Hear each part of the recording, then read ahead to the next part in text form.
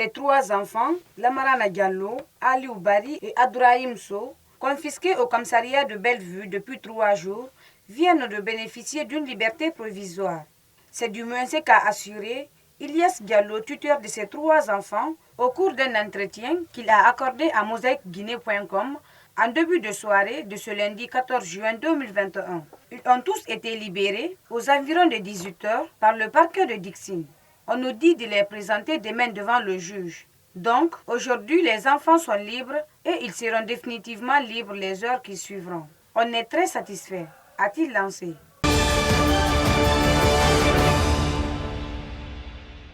Comme 2020, les Guinéens n'effectueront pas le pèlerinage de cette année. L'Arabie saoudite n'autorisera que 60 000 personnes vivant sur son sol à accomplir ce 5e pilier de l'islam.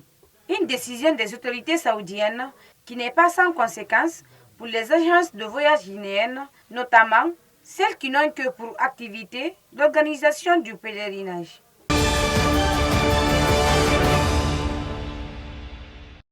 Dans un décret lu cette nuit à la télévision nationale, le journaliste et ancien ministre de l'Information et de la Communication, Rachid Ndiaye, est nommé représentant personnel du chef de l'État au Conseil permanent de la francophonie. Rachid Ndiaye cumule ce poste avec celui de ministre d'État, conseiller spécial du président Alpha Condé. Un second décret, lu sur la télévision nationale, Alpha Condé a nommé l'ambassadeur Hadjatou Sow au poste de secrétaire général de la Commission nationale de la francophonie.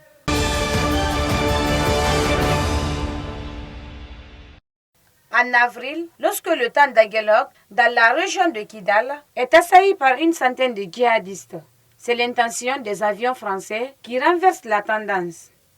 Et les exemples ne manquent pas.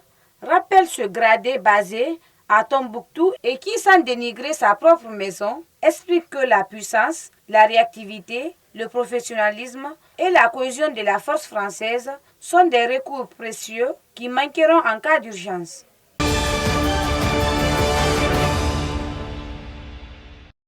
Il y a sans doute quelques réticences, mais ils n'ont pas voulu troubler l'ambiance très positive des retrouvailles avec un partenaire américain revu a de bonnes intentions à leur égard. Les membres européens de l'OTAN ont consigné lundi 14 juin, lors d'un sommet à Bruxelles, un communiqué final indiquant que la Chine représentait désormais un défi systémique pour l'ordre mondial et la sécurité de l'Alliance atlantique.